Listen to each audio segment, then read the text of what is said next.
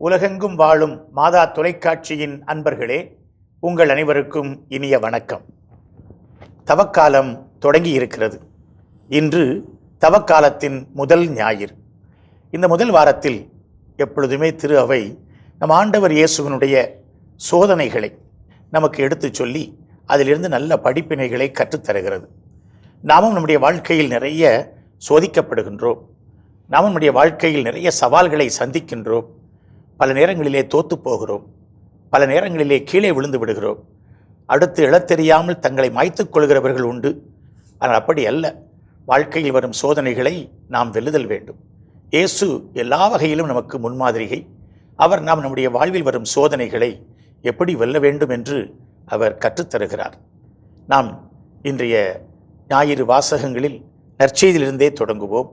லூக்கா நற்செய்தி 4ஆம் அதிகாரம் 1 முதல் 13 முடிய உள்ள வசனங்களிலே இயேசு தன்னுடைய பொது வாழ்க்கை பணியை தொடங்குகிற வேளையிலே பாலினத்திற்கு சென்றார். அங்கே உண்ணா நோன்பிருந்தார். அவர் அங்கே அலகையினால் சோதிக்கப்பட்டார் என்கின்ற செய்தியினை வாசிக்கின்றோம். அந்த பின்னணியில்தான் தவக்காலத்திலே 40 நாட்களை நாம் கொண்டாடுகிறோம். இந்த தவக்காலம் நம்மை வாழ்க்கை போராட்டத்திற்கு ஆயத்தப்படுத்துகின்ற ஒரு புனித காலம். அலகையின் சோதனைகள் என்று மத்திய நற்செய்தியாளரும் இன்று நாம் வாசித்திருக்கின்ற லூக்கா நற்செய்தியாளரும் குறிப்பிடுகிறார்கள். மார்க்கு 2 வசனங்களில் அதை குறிப்பிட்டு விட்டு போவார். ஆனால் யோவான் இதை பற்றி ஒன்றுமே சொல்லவில்லை. காரணம் நமக்கு தெரியும். இயேசுடைய இந்த சோதனைகள் ஒரே நேரத்தில் துவக்கத்தில் மட்டும் அமைந்திருக்கவில்லை. அவருடைய வாழ்நாள் முழுவதுமே இந்த சோதனைகள் இருந்தன. எனவே யோவான் நற்செய்தியிலும் இயேசுடைய பல்வேறு இப்படிப்பட்ட சவால்கள் படம் பிடித்து காட்டப்படுகின்றன. ஆனால் அவருடைய பதிவுகள் எல்லாம் ஆங்காங்கு அவருடைய வாழ்க்கையினுடைய ஓட்டத்தில் இருப்பதை நாம் பார்க்கின்றோம். எனவே சோதனைகள் இல்லாத ஒரு வாழ்க்கை இருக்காது என்ற ஒரு சிந்தனையோடு நாம் இதை தொடங்குகின்றோம். அதிலே 2 கருத்துக்களை நாம் பார்க்க வேண்டியுள்ளது தந்தை அவர்களே. ஒன்று, அவர் தூய ஆவியினால் வழிநடத்தப்பட்டார் என்பது. 2வது, அவர் 40 நாட்கள் அவர் அங்கே நோன்பிருந்தார் என்பது. இந்த 2 கருத்துக்களை முதலில் கொஞ்சம் விளக்குங்களேன். லூக்கா நற்செய்தியாளர் இந்த சோதனையை துவங்கும் பொழுதே இயேசு தூய ஆவியாரால் ஆட்கொள்ளப்பட்டு என்ற வார்த்தையை பயன்படுத்துவார். அந்த ஆவியானவருடைய பிரசன்னம் ஆண்டவருடைய வாழ்க்கையில் எவ்வளவு முக்கியமானது என்பதும் கிறிஸ்தவருடைய வாழ்க்கையில் எவ்வளவு முக்கியமானது என்பதையும் தெள்ள தெளிவாக காட்டுவார். அதன் அடிப்படையில் இயேசுவின் பிறப்பிலேயே நமக்கு தெரியும். இயேசுவின் திருமுழுக்கின் பொழுதும் தூய ஆவியாருடைய பிரசன்னம் நமக்கு தெரியும். அதன் பிறகு தன்னுடைய பணியின் துவக்கத்தில், அதன் பிறகு கூட ஆண்டவர் இயேசு கிறிஸ்து தூய ஆவியானவரால் ஆட்கொள்ளப்பட்டு அந்த செய்கின்ற அனைத்து செயல்களிலுமே ஆண்டவருடைய ஆவியானவரின் பிரசன்னத்தை நாம் பார்க்கிறோம். இதே பகுதியிலே சாத்தான் ஒவ்வொரு முறையும் ஆண்டவரை அழைத்து செல்கிறான். அப்போ சாத்தானும் அழைத்து செல்கிறான், தூய ஆவியாரும் அழைத்து செல்வாரா சோதனைக்கு? 2 கொரிந்தியர் 3:17 பவுலடியார் சொல்லுவது போல, ஆவியானவர் எங்கே இருக்கிறாரோ அங்கே விடுதலை உண்டு, சுதந்திரம் உண்டு. நாம் ஆண்டவருடைய ஆவியால் ஆட்கொள்ளப்படும் பொழுது தான் கடவுளுடைய மகன் மகள் என்ற அந்தஸ்தை நாம் தக்க வைத்துக் கொள்கிறோம். கடவுளுடைய மகன் மகள் தான் உரிமை உடையவன். சுதந்திரமாக இதை செய்வேன், இதை செய்ய மாட்டேன் என்று சொல்லக்கூடிய அந்த விடுதலை உணர்வு நமக்கு கிடைப்பது தூய ஆவியால் தான். அப்பொழுது இதை நான் செய்வேன், இதை செய்ய மாட்டேன், இதுதான் வேண்டும், இது வேண்டாம் என்ற அந்த தீர்க்கமான தெளிவு நமக்கு கிடைப்பது தூய ஆவியால் மட்டுமே தான். அப்போ இயேசுடைய வாழ்க்கை முழுவதுமே தூய ஆவியால் இயக்கப்பட்டது. ஏனென்றால் கடவுளுடைய மகன் என்ற அந்த நிலையை அவர் தக்க வைத்து கொண்டு அவரை உறுதி செய்து, அதனால்தான் அலகையை அவரால் சந்திக்க முடிகிறது. தவ காலம்னா நம்ம சோகமாக இருக்கணும் அப்படின்றது கிடையாது. இது அருளின் காலம். அருளுக்கு மேல் அருளை பொழிகின்ற ஆண்டவரை தேடி வருகின்ற காலம்.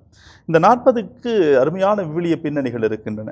ஒன்று, விடுதலை பயண நூல் 34ஆம் அதிகாரத்தில் மோசே சீனாய் மலை மீது, அந்த மலையிலே 40 இரவு பகல் தங்கியிருந்தார், உண்ணவும் இல்லை நீர் பருகவும் இல்லை என்று வாசிக்கிறோம். அதே போல 40 வருடங்கள் இஸ்ராயல் மக்கள் அந்த பாலை நிலத்தில் இருந்தார்கள். மூன்றாவதாக எலியா 40 நாள் பயணம் செய்தார், உணவில்லாமல் பயணம் செய்தார் என்று சொல்லி 1 அரசர்கள் 19ஆம் அதிகாரத்தில் நாம் வாசிக்கிறோம். இதற்கு அருமையான இறையியல் கருத்தும் இருக்கிறது. ஏன் எலியா, ஏன் மோசே, ஏன் இஸ்ராயல் மக்கள்? சட்டத்திற்காக மோசேவும் இறைவாக்கினருக்காக எலியாவும் அந்த பட்டியலில் இயேசுவை இணைக்கின்ற பொழுது இந்த சட்டத்திற்கும் இறைவாக்கிற்கும் முழுமை இயேசு என்பதை லூக்கா நற்செய்தியாளர் படம் பிடித்து காட்டுகிறார். ஏன் இஸ்ராயல் மக்கள்? இஸ்ராயல் மக்கள் சோதிக்கப்பட்டார்கள், சோதனையில் வீழ்ந்தார்கள். ஆனால் ஆண்டவர் இயேசு கிறிஸ்துவும் சோதிக்கப்பட்டார், சோதனையை வெற்றி கொண்டார். இதில் அலகை அவர் ஆண்டவரை சோதிக்கிறார் என்று வருகிறது. இந்த அலகையை பற்றிய ஒரு கருத்தை நாம் உள்வாங்கினால்தான் நாம் இதை தொடர்ந்து கண்டுபிடிக்க முடியும். எசாயா 14ஆம் அதிகாரத்தில் இந்த அலகையினுடைய வீழ்ச்சி சொல்லப்படுகிறது. ஆண்டவர் இந்த தூதர்களை படைத்தார். அவர்களில் ஒரு பகுதியினர் கடவுளுக்கு இணையான நிலையில் வைத்து தங்களை வழிபாடு செய்யும் பொருட்டு அவர்கள் உள்ளத்தில் பெருமை கொண்டார்கள். ஆகவே கடவுள் அவர்களை வீழ்த்தி விட்டார். கடவுளுக்கு மேலான, கடவுளுக்கு இணையான அந்த பெருமை தங்களுக்கு வேண்டும் என்று அவர்கள் ஆசைப்பட்டார்கள். கடவுள் வீழ்த்தி விட்டார். அவர்கள்தான் இந்த அலகை, சாத்தான் என்று சொல்லுகிறது. படைப்பின் தொடக்கத்திலேயே நாம் இவர்களை பார்க்கிறோம். கடவுளுக்கும் இந்த அலகைக்குமான ஒரு போராட்டம் அதை தொடர்ந்து கொண்டே இருக்கிறது. இந்த தவ காலத்துடைய அறமுயற்சிகள் என்று நாம் சொன்னது போல இதில் ஒன்று இந்த நோன்பிருத்தல், உண்ணா நோன்பிருத்தல். இயேசுடைய இந்த வைரம் பாய்ந்த லட்சியம் இதற்காக என்று முடிவு செய்தது. அதற்கு தான் நாம் தூய ஆவியை சொன்னோம். தூய ஆவியாருடைய துணை இருக்கும் பொழுது ஆண்டவரே வெளிப்படுத்த போறாரு. மனிதன் வாழ்வது எதனால் என்பதை அவர் தெளிவுபடுத்துகின்றார். வெறும் வயிற்று உணவு மட்டுமல்ல, வேறு ஒரு தெய்வீக உணவு, தெய்வீக தேடல், அது நமக்கு நிறைவு கொடுக்கும் என்ற அந்த வைராக்கியத்தை தேடுகிறது தான் இந்த பசித்திருத்தல், உண்ணாமல் எதுவும் குடிக்காமல் பருகாமல் இருப்பது என்பதே அர்த்தமாக நாம் பார்க்கின்றோம். அந்த உண்ணா நோன்பு அப்படின்றது ஒரு பாலைவன அனுபவம். எதுவுமே எல்லாம் இருந்தும் கூட என்னால் எதுவுமே சாப்பிடாமல் இருக்க போகிறேன். இயேசுக்கு அந்த பாலைவன அனுபவம். இஸ்ராயல் மக்கள் அந்த 40 ஆண்டுகள் பாலைவனத்தில் இருந்தார்கள் என்று சொன்னால் அங்கே தான் அவர்கள் கடவுளையே கண்டுகொள்கிறார்கள். அதே போல தான் இயேசுவும் கடவுளாகவும் இருந்தார், மனிதனாகவும் இருந்தார். இந்த 40 நாட்கள் ஜெபித்து கடவுளுடைய பராமரிப்பை, கடவுளுடைய அன்பை அவர் உணர்ந்தார். அதனால தான் அந்த 40 நாள் அவரால் இருக்க முடிந்தது. அந்த பாலைவனம் என்று சொன்ன உடனே பழைய ஏற்பாட்டு மக்களுக்கும் சரி, அந்த பழைய இஸ்ராயலுடைய அந்த அனுபவத்தை நமக்கு வழங்குவதற்காக, அதனால்தான் லூக்கா நற்செய்தியாளருக்கு ஒரு தனி சிறப்பு அம்சம் இருக்கிறது என்றால், அவர் வரலாற்றை பிரித்து படிக்கின்ற நம்முடைய மீட்பின் காலத்தை 3 தவணைகளாக அவர் பிரிப்பதை பார்க்கின்றோம். ஒன்று இஸ்ராயலுடைய காலம், பழைய ஏற்பாட்டு காலம், அந்த பாலைவனத்தை மையமாக்கிய காலம், அது தொடர்ந்து திருமுழுக்கு யோவான் வரை வருகிறது. அடுத்தபடியாக திருமுழுக்கு யோவான் தொடங்கி பெந்தகோஸ்து நிகழ்வு வரை இயேசுடைய காலமான், அதிலையும் பாலைவனத்திலே 40 நாட்கள். அடுத்தபடியாக இருப்பது திரு அவையின் காலம், தூய ஆவியின் காலம், நம்முடைய நம்பிக்கையாளர் நம்முடைய காலம். இது இங்கும் இதே பாலைவன அனுபவம், இதே 40 நாள் 40 ஆண்டு அனுபவங்கள் வர வேண்டும் என்பதால் தான் இந்த தவ காலத்தை நாம் ஏற்படுத்தி கொண்டிருக்கிறோம். எனவேதான் அந்த முதல் கட்டத்திலே, முதல் தவணையிலே இஸ்ராயல் மக்கள் பாலைவனத்திலே தவறினார்கள். 2ஆம் கட்டத்திலே இயேசு பாலைவனத்திலே வெற்றி கொண்டார் சாத்தான் மீது. நாம் எப்படி? இதுதான் நம் முன்னால் வைக்கப்படுகிற இன்றைய முக்கியமான கேள்வியாக நாம் பார்க்கிறோம். இந்த 3 சோதனையுமே ஃபுல்டன் ஜேஷின் என்ன சொல்வார் என்றால், ஷார்ட்கட் ஃப்ரம் த கிராஸ், அதாவது குறுக்கு வழியில், சிலுவையிலிருந்து குறுக்கு வழியில் எப்படி போகலாம் அப்படின்றதுக்கான ஒரு உதாரணம் தான். டெவில் ஆல்சோ நோஸ் த ஸ்கிரிப்சர் என்று சொல்லுவார்கள் அல்லவா, அது இதில் தான் நமக்கு தெளிவாக தெரியும். முதல் சோதனை கல்லை அப்பமாக்குதல். இதில் இந்த நீர் கடவுளின் மகன் என்றால் அந்த வார்த்தை ரொம்ப மிக முக்கியமான வார்த்தையாக நான் பார்க்குறேன். ஏனெனில் இதே வகையான ஒரு துணிதான் இயேசு சிலுவையில் இருக்கின்ற பொழுதும் இருக்கும். மத்தேயு நற்செய்தி 27ஆம் அதிகாரம் 40ஆம் வசனம், நீர் கடவுளின் மகன் என்றால் சிலுவையில் இருந்து இறங்கி வார். ஆக இந்த சோதனைன்றது தந்தையர்கள் ஏற்கனவே குறிப்பிட்டது போல இந்த 3 சோதனைகள் மட்டுமல்ல, இதுதான் துவக்கம். இன்னும் ஆண்டவருக்கு பல சோதனைகள் வரப்போகிறது. கடைசியில் முடிக்கிறப்ப நம்ம அப்படி தான் முடிப்போம். இந்த லூக்கா நற்செய்தியாளர் மட்டும்தான் முடிப்பார். அதே போல கெட்ட கல்வன் சொல்லுவான் அல்லவா, நீர் மெஸ்ஸியா வென்றால் உன்னை என்னை சேர்த்து காப்பாத்து என்று சொல்லுவான். ஆக அந்த ஒரு வார்த்தை மிக முக்கியமான வார்த்தையாக இந்த சோதனையில் நான் பார்க்கிறேன். இயேசு 40 நாள் உண்ணாமல் இருக்கின்றார், பசியுற்றிருக்கின்றார், அவர் எதுவும் சாப்பிடவில்லை. அப்போ அவருக்கு என்ன தேவைப்படும்? என்ன நிலையில் இருப்பார்? பசி நிலையில் இருப்பார். எனவே அந்த நேரத்தில் அந்த கார்டை பயன்படுத்தி, அந்த காசை பயன்படுத்தி, அந்த நிலையை பயன்படுத்தி இயேசுவை அவர் சோதிக்க பார்க்கின்றார். ஒன்று அந்த நேரத்துக்கு எது தேவையோ. எனவே இது உடல் பசி போக்குகின்ற, உடல் தேவையை போக்குகின்ற ஒரு சோதனையாக அவர் முன்னால் வைப்பதை நாம் பார்க்கின்றோம். அதாவது இந்த நேரத்தில் ஆண்டவர் தன்னுடைய ஆற்றலை வெளிப்படுத்தி அதை செய்யறதுக்கு முடியாதுன்னா கிடையாது, அவரால் செய்ய முடியும். ஆனால் தன்னுடைய சுய லாபத்துக்காக, தன்னுடைய சுயநலத்துக்காக தன்னுடைய அதிகாரத்தையோ தன்னுடைய ஆற்றலையோ அவர் என்றைக்குமே பயன்படுத்தியது கிடையாது. அதைத்தான் இந்த முதல் சோதனையில் ஆண்டவர் எப்படி வெற்றி கொண்டார் என்பதை நாம் பார்க்கிறோம். இன்றைக்கு இந்த வீக்கெண்ட் கலாச்சாரம் என்று சொல்லி ஒன்று வந்துவிட்டது. தான் தோன்றித்தனமாக காசை செலவிட்டு என்னெல்லாம் எப்படியெல்லாம் நான் ஜாலியாக இருக்க முடியுமோ, எதையெல்லாம் நான் அனுபவிக்க முடியுமோ அப்படியெல்லாம் அனுபவித்துட்டு வந்து என்னுடைய பணியை தொடங்குகின்ற ஒரு காலமாக இருக்கிறது. இயேசுவுக்கு அன்று அந்த உணவில் சோதனை வந்ததைப் போல இன்றைக்கு சாதாரண குடும்பத்தில் இருப்பவர்களுக்கு கூட இது போன்ற நிறைய இன்றைக்கு சோதனைகள். நீ மெஸ்ஸியா அப்படின்னா அவருடைய சுயத்திற்கே ஒரு கேள்வி இது. இயேசு நினைச்சிருந்தா ஆமாம் நான் மெஸ்ஸியா தான், இதை செய்ய என்னால் முடியும். இயேசு அப்படி வரவில்லை, மாறாக தந்தையினுடைய அந்த திருச்சித்தத்திற்காக காத்திருந்தார். அந்த கல்லை அப்பமாக்கி சாப்பிட்டு இருந்தார்னா 40 நாளும் சுத்தமாக வேஸ்ட்டாக போயிருக்கும். அவர் எதற்காக தன்னை ஆயத்தப்படுத்தினாரோ அதில் தோல்வி அடைஞ்சிருக்கும். சாத்தானுடைய வேலையை குறுக்கிடுவது தான். அதனால் தான் இயேசு அவருக்கு பதில் கொடுக்கும்போது என்ன சொல்கிறாருன்னா, ஒரு சாட்டை அடியா இறை வார்த்தையை பயன்படுத்துகிறாரு. அவர் தேர்ந்தெடுத்து கொண்ட பகுதி இணைச்சட்டம் 8ஆம் அதிகாரம். மிக அழகாக 3ஆம் வசனத்தில் ஆண்டவர் சொல்லுகிறார், அவர் உங்களை எளியவராக்கினார். எளியவர்னா பிச்சைக்காராக்கினார் அர்த்தம் இல்லை, அவர் உங்களை கடவுளை சார்ந்திருப்பவராக மாற்றினார். அதான் எளியவர் சார்ந்திருப்பவர்கள். உங்களுக்கு பசியை தந்தார், அந்த வார்த்தை தான். ஆண்டவர் இயேசுக்கும் பசி வந்திருக்கு, பசியை கொடுத்திருக்கிறார். ஆனால் மனிதர் அப்பத்தினால் மட்டுமன்று, மாறாக கடவுளின் வாய்ச்சொல் ஒவ்வொன்றாலும் உயிர் வாழ்கின்றார் என்று நீங்கள் தெரிந்து கொள்ளுமாறு நீங்களும் உங்கள் மூதாதையரும் அறிந்திராத மன்னாவினால் உங்களை உண்பித்தார். அந்த பகுதியை தான் இயேசு எடுத்து சாத்தானுக்கு நறுக்க கொடுக்கிறாரு. மனிதன் அப்பத்தினால் மட்டுமல்ல என்று. கடவுள் இஸ்ராயேல் மக்களுக்கு கொடுத்த சோதனையும் இதுதான். ஆனால் அந்த மக்கள் உணவு இல்லை என்று முணுமுணுத்தார்கள். ஆனால் நான் ஒரு புதிய இஸ்ராயலை உருவாக்கப் போகிறேன், எனவே நான் உன் முன்னால் தைரியமாக சொல்லுவேன், மனிதன் அப்பத்தினால் மட்டுமல்ல கடவுளுடைய திருவுள்ளப்படி வாழ வேண்டும் என்பதை ஆண்டவர் அழுத்தம் திருத்தமாக பதில் சொல்லி அந்த சோதனையை வெற்றி கொள்கிறார். நீர் என்னை வணங்கினார். நல்ல அருமையான வார்த்தை. தந்தையவர்கள் சொன்னது போல பசியாக இருக்கிறப்ப தேவையானது உணவு, அதை முறியடிச்சிட்டாரு.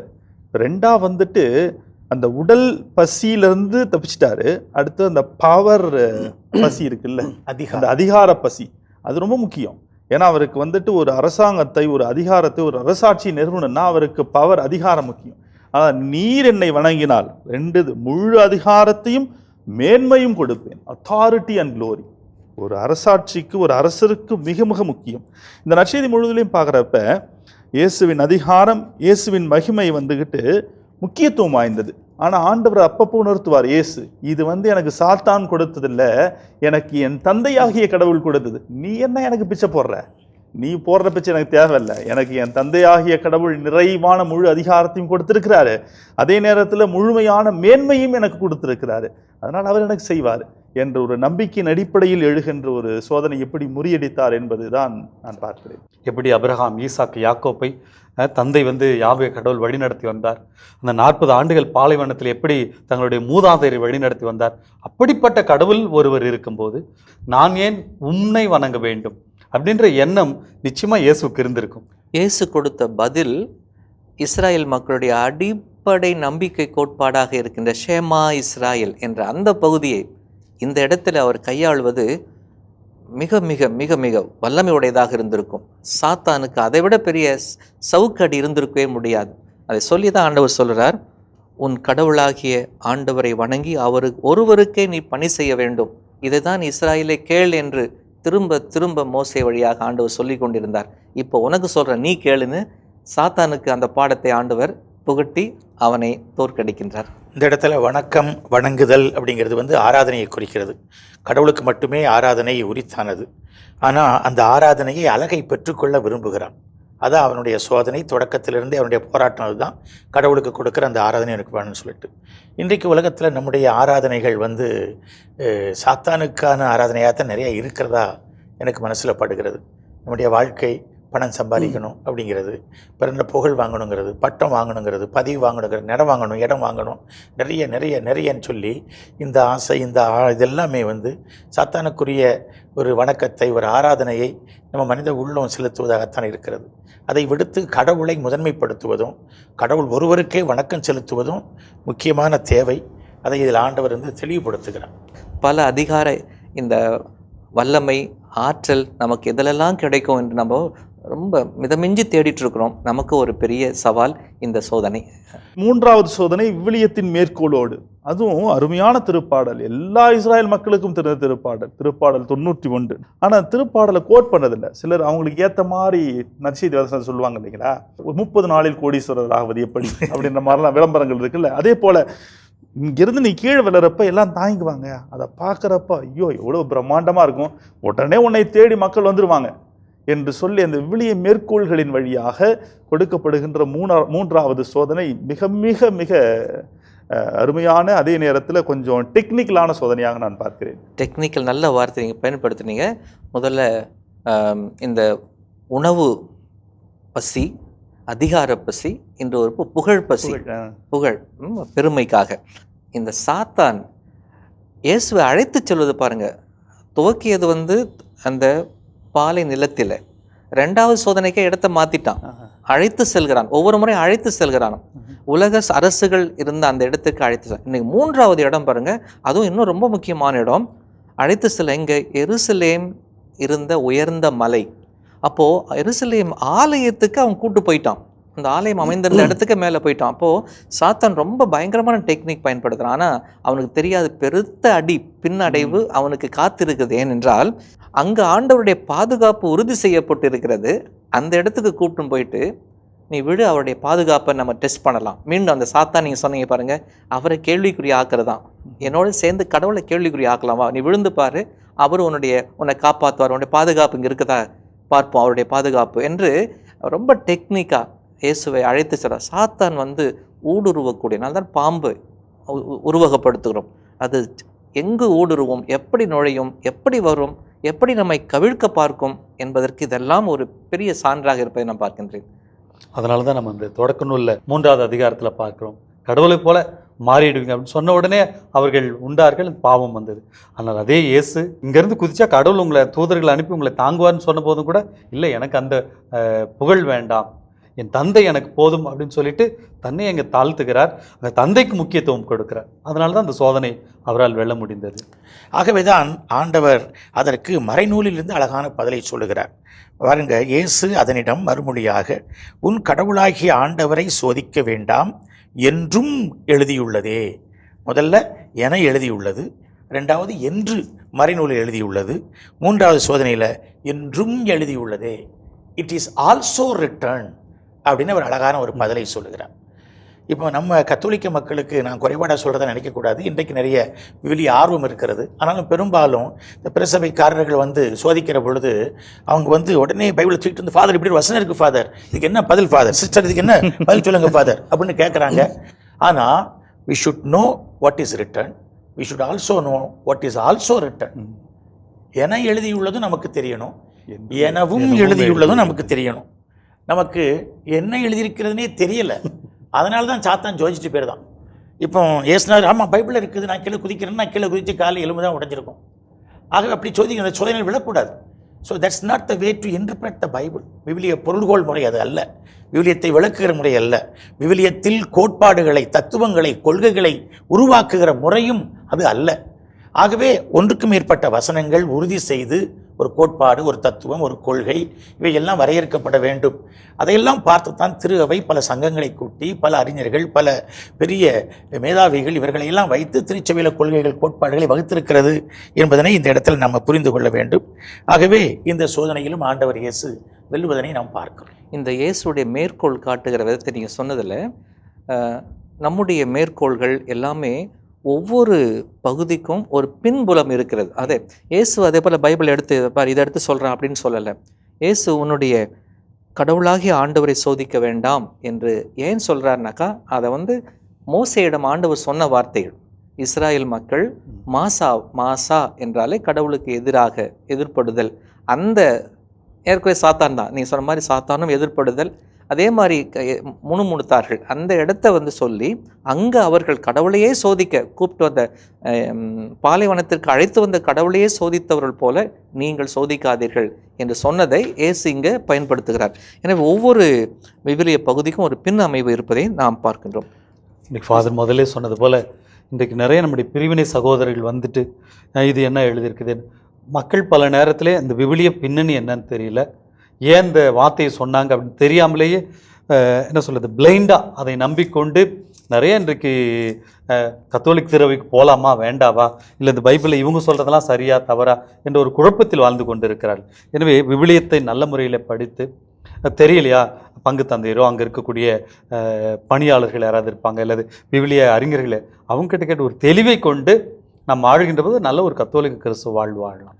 எனக்கு ரொம்ப மனசில் தொடுவதாக அமைது என்னன்னாக்கா, அன்னை மரியாள் தன்னுடைய புகழ் பாடலிலே, அது ஒரு மீட்பு பாடல், அதில் பாடும்போது பார்த்தாக்க ஏறக்குறைய இந்த 3 காரியங்களையும், சாத்தானுடைய இந்த 3 முன்னெடுப்புகளையும் முன்வைப்புகளையும், உடல் பசி, உணவு பசி, அதிகார பசி, புகழ் பசி, இதெல்லாம் சொல்லும் பொழுது அந்த 3ஐயுமே ஆண்டவர் தட்டி கழிக்கிறார், இல்லாமல் ஆக்குகிறார். அவர் சொல்லும்போது பார்த்தீங்கன்னாக்கா, ஆண்டவர் தலைமுறை தலைமுறையாய் இரக்கம் காட்டி வருகிறார். என்னென்ன பண்ணுறாருன்னா, தம் தோள் வலிமையை காட்டுகின்றார், உள்ளத்தில் செருக்குடன் சிந்திப்போரை சிதறடிக்கின்றார், வலியோரை அரியணை நின்று அகற்றுகின்றார். இந்த 3 காரியமே அந்த இட்ஸ் அ ரிவர்சல் அங்கே நடப்பது தான் இறையாட்சியினுடைய தத்துவமாக அன்னை மரியாள் அந்த சோதனையை முன்கூட்டியே பார்த்தது போல தோன்றுவதை அந்த பாடலிலே பார்க்கின்றோம்.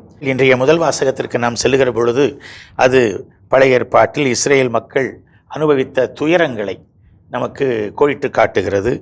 அங்கே இறைவன் அவர்களுக்கு அளித்த உதவியையும் அழகாக எடுத்துச் சொல்லுகிறது. மேலும் இஸ்ரேல் மக்கள் எவ்வாறு நன்றியுடையவர்களாக இருக்க வேண்டும் என்றும் இன்றைய முதல் வாசகம் சொல்லுகிறது. உண்மையிலே பாரு, இதில் இந்த வாசகங்களை படிக்கும் பொழுது 4 கருத்துக்கள் புலப்படுகின்றன. ஒன்று, இந்த முதல் வசனத்திலேயே நிரந்தரமற்ற துவக்கத்தை அவர்கள் சொல்லுகிறார்கள். நிரந்தர குடியற்ற அரேமியரான என் தந்தை அப்படின்னு தான் வசனமே துவங்குது. அதாவது அவங்களுடைய துவக்கம் எப்படி இருந்தது, எங்களுக்குன்னு ஒரு பெரிய விலாசம் கிடையாதுப்பா, நாங்கள் இப்படி தான் இருந்தோம் என்பதை சொல்லுகின்ற வசனம். 2வது, அவர்களுக்கு ஏற்பட்ட துயரமான வாழ்க்கை, எப்படிப்பட்ட நிலையில் நாங்கள் கஷ்டப்பட்டுட்டு இருந்தோம், எப்படிப்பட்ட வேதனையை நாங்கள் அனுபவித்தோம் என்பதை உணர்த்துகின்ற வசனங்கள் இருக்கின்றன. 3வதாக, அந்த துன்பங்கள் மத்தியிலும் நாங்கள் நம்பிக்கையின் வெளிச்சத்தை பார்த்தோம். அதனால தான் ஆண்டவர் கண்டார், அதே நேரத்தில் எங்களுடைய துன்பத்தையும் வருத்தத்தையும் அவதையும் கண்டார். அது மட்டும் இல்லாமல் எங்களை எப்படி காப்பாற்றினார், எப்படி எங்களுக்கு உதவ ஓடி வந்தார் என்பதையும் சொல்லுகிறார்கள். வலிய கரத்தாலும் ஓங்கிய புயத்தாலும் அஞ்சத்தக்க பேராற்றலாலும் அருட்செயலாலும் எகிப்திலிருந்து எங்களை புறப்பட்டு வர செய்தார். ஆக நம்பிக்கை வெளிச்சம். அதன் பிறகு 4வதாக நிலையான வாழ்வு. எங்களுக்கு நிரந்தரமற்ற ஒரு இடம் இருந்தது, நிரந்தரமற்ற துவக்கம் இருந்தது, ஆனால் நிலையான வாழ்வு, ஒரு இடத்தை கொடுத்து ஆண்டவர் எங்களை உட்கார வச்சிருக்கிறார் என்ற ஒரு நம்பிக்கையின் ஒரு அச்சாணியாக இந்த ஒரு பகுதியை நான் பார்க்கிறேன். ஒரு 6 வசனங்கள் அப்படின்னு சொன்னாலும் கூட ஒட்டுமொத்த அந்த மீட்பின் வரலாற்றையே அந்த 6 வசனங்களை சொல்லி முடிச்சிடுறாங்க. இது சொல்லப்போனால் ஃபாதர் சொன்ன போல அந்த இஸ்ராயல் மக்களுடைய நம்பிக்கை அறிக்கையாக கூட நம்ம எடுத்துக்கலாம். இந்த நம்பிக்கை அறிக்கை ஆபிரகாமிலே தொடங்குகிறது, அப்புறம் எகிப்தில் நடந்ததை விளக்குகிறது, அங்கே எப்படி மக்கள் பலுகி பெருகினார்கள், பிறகு விடுதலை நிகழ்வு, கொண்டு வந்து குடி அமர்த்துதல். அப்படி பார்க்கும்பொழுது தந்தை குறிப்பிட்டது போல அவருடைய வாழ்க்கை வரலாறு முழுவதும், பழைய ஏற்பாட்டின் வரலாறு முழுவதையுமே தங்களுடைய நம்பிக்கை அறிக்கையாக அவர்கள் சொல்லி மகிழ்கிறார்கள். they were nobody, they became somebody. அது எப்படி நடந்தேறியது, கடவுளால் தான் நடந்தது. அது நடந்ததற்கு அந்த பாலைவன அனுபவம் முக்கியம். இயேசுடைய இந்த சோதனையோடு பின்புலமாக அதை பார்க்கும் பொழுது இப்படித்தான் கடவுள் அவர்களை வழி நடத்தி இந்த நிறைவுக்கு வாக்களிக்கப்பட்ட பூமிக்கு அழைத்து சென்றார். இயேசுவும் இப்படித்தான் இந்த சோதனையின் தலைமையிலே நின்று நம்மையெல்லாம் இழுத்துச் செல்கிறார் இந்த தவ காலத்திலே. அதனால தான் லூக்கா முடிக்கும் பொழுது அதை சொல்லி முடிப்பார் எப்பொழுதும். இதோடு முடியவில்லை, சாத்தான் போய் திரும்ப வர இருந்தான். அது அப்படிதான் லூக்கா முடிக்கிறார். அப்போது சாத்தான் வந்து கொண்டே இருப்பான், எப்பொழுதும் தயாராக இருப்பான். இன்னொரு முறை இயேசுவை சந்திப்பதற்காக வந்தான், அதேபோல் நம்மையும் சந்திக்க வருவான். அப்போ நாம் எப்படி ஆயத்தமாக இருக்க வேண்டும் என்று நம்மை பதப்படுத்துவது, நம்மை தயார் நிலையில் வைப்பது தான் இந்த தவக்காலத்தின் முக்கிய முயற்சியாக பார்க்கின்றோம். இன்றைய 2ஆம் வாசகத்திலே பவுலடியார் நம்ம உள்ளார்ந்த விதத்திலே ஒரு வாழ்க்கை வாழ வேண்டும், இயேசுவை ஆண்டவர் என்று நாம் அறிக்கையிட வேண்டும் என்று சொல்கிறார் அல்லவா? அதாவது பவுலடிகளார் அருமையான ஒரு வாதத்தை வைப்பார். சட்டம் கிறிஸ்து. இவங்க என்ன நினச்சிட்டு இருந்தாங்க? சட்டத்தை கடைபிடிப்பதன் வழியாக எல்லாத்தையும் நம்ம செஞ்சிடலாம் அப்படின்னு நினச்சிட்டு இருந்தாங்க. ஆனால் பவுலடிகளார் என்ன சொல்றார்? சட்டத்தின் நிறைவே கிறிஸ்து தான். அங்கதான் மிக மிக ஆணித்தரமான ஒரு வாதத்தை வைக்கிறார். கடவுளுக்கு ஏற்புடையவராக மாறுதல் என்பது கடவுள் கொடுக்கின்ற அருள் வாழ்வு. இந்த பவுலடியாருடைய இந்த பகுதியை கூட ஆதி திரு அவையுடைய நம்பிக்கை அறிக்கையாக, கோட்பாடாக குறிப்பிடப்படுகின்றது. வார்த்தை உனக்கு மிக அருகில் உள்ளது, உன் இதயத்தில் உள்ளது, இதுவே நீங்கள் நம்பிக்கை கொள்ள வேண்டும் என நாங்கள் பறைசாற்றும் செய்தியாகும் என்று அவர்கள் சொல்லுகிறார்கள். எப்படி வார்த்தையை பயன்படுத்தி இயேசு அலகையை வென்றெடுத்தாரோ அதே போல இந்த வார்த்தையின் வெளிச்சத்திலே நீங்கள் வாழும் பொழுது மீட்பை நீங்கள் சொந்தமாக்கி கொள்ளலாம். அந்த நம்பிக்கையும் அவர்களுக்கு தருவதை பார்க்கின்றோம். அந்த சோதனைகள் நமக்கும் தான் கிடைக்கும். ஆனால் அந்த நேரத்தில் எப்படிப்பட்ட ஒரு மனிதர்களாக, கிறிஸ்தவர்களாக நாம் மாற வேண்டும் என்பதைத்தான் பவுலடிகளார் தெள்ள தெளிவாக சொல்லுகின்றார். இந்த 9 முதல் 13 வசனங்களில் அறிக்கையிடுங்கள், உள்ளூர நம்புங்கள், மீட்படைவீர்கள். இந்த மீட்பு அப்படின்றது வெறும் யூத மக்களுக்கு மட்டும் அப்படின்ற ஒரு கால சூழ்நிலை இருந்த அந்த சமயத்தில் புனித பவுலடிகளார் இதை உடைத்தெறிந்து யாரெல்லாம் கடவுளை நம்புகிறாரோ, இயேசுவை நம்புகிறார்களோ, இயேசுவை ஆண்டவர் என்று அறிக்கை எடுத்து அதை அவரை கடைபிடிக்கிறார்கள், அவர்கள் எல்லோருக்குமே மீட்பு உண்டு அப்படின்னு சொல்றது இந்த ரோமை நகர மக்களுக்கு ஒரு பெரிய மகிழ்ச்சியூட்டும் செய்தியார். பவுலடியாருடைய வார்த்தைகளை உள்வாங்கி பார்க்கும் பொழுது இந்த சோதனை, இயேசுடைய சோதனை நமக்கெல்லாம் ஒரு புது பலம் கொடுக்கக்கூடியதாக இருக்கிறது. ஏனென்றால் எபிரேயருக்கு எழுதிய திருமுகம் 2:18 குறிப்பிடப்படுவது போல, இவ்வாறு தாமே சோதனைக்கு உள்ளாகி துன்பப்பட்டதனால் சோதிக்கப்படுவோருக்கு உதவி செய்ய அவர் வல்லவர். அவர் எக்ஸ்பர்ட்டாக இருக்கிறார். நம்முடைய சோதனைகளை ஒன்றுமில்லை. ஏனென்றால் அவருடைய சோதனையிலே நாம் பலம் பெறுகிறோம், தெளிவு பெறுகிறோம். நல்ல ஒரு உதாரணம் இதே லூக்கா நற்செய்தி 22ஆம் அதிகாரம் 31ஆம் வசனத்திலே பார்க்கிறோம். பேதுருவை ஆண்டவர் சொல்றார், சாத்தான் உன்னை புடைக்க போகிறான், நான் உனக்காக மன்றாடுகின்றேன். அப்போ நம்ம ஒவ்வொருத்தரையும் பார்த்து சொல்றார், சாத்தான் உங்களையும் புடைத்தெடுப்பான், என்னையே அவன் பதம் பார்த்துட்டான், அதனால உங்களுக்காக நான் தந்தையிடம் பரிந்து பேசுகிறேன். அதான் சோதிக்கப்பட்டவர் சோதிக்கப்படுகிற நமக்கு ஒரு பெரிய பலமாக இருக்கின்றார். அன்புமிக்கவர்களே, இந்த நாள் நமக்கு அருமையான வாசகங்களை கொண்டு வந்து தந்திருக்கிறது. குறிப்பாக நாம் ஆவியால் வழிநடத்தப்பட வேண்டும். நாம் ஒவ்வொருவருமே ஒரு பாலைவன அனுபவம் பெறுதல் வேண்டும். அந்த பாலைவன அனுபவம் நமக்கு இறை பராமரிப்பின் மீது நாம் நம்முடைய வாழ்க்கையில் அலகையை வென்றெடுப்பதற்கான ஆற்றலை தருகின்ற ஒன்றாக அது இருத்தல் வேண்டும். மட்டுமல்ல, இறை வார்த்தையில் ஊன்றியவர்களாக நம்முடைய அருள் வாழ்வு அமைதல் வேண்டும். வெறும் சட்டங்கள், சடங்குகள் அல்ல, அதை ஆழமாக உள்வாங்கி இயேசுவே சட்டத்தின் நிறைவு என்பதை நாம் உள்ளத்தில் உணர்தல் வேண்டும். அந்த இயேசு நமக்கு மீட்பை தருகிறார் என்பதையெல்லாம் இந்த வாசகங்கள் நமக்கு விளக்கங்களாக தந்திருக்கின்றன. அன்புமிக்கவர்களே, இந்த சிந்தனைகளோடு உங்களிடமிருந்து வாழ்வு தரும் வார்த்தை என்னும் நிகழ்ச்சியில் விடைபெறுகின்றோம்.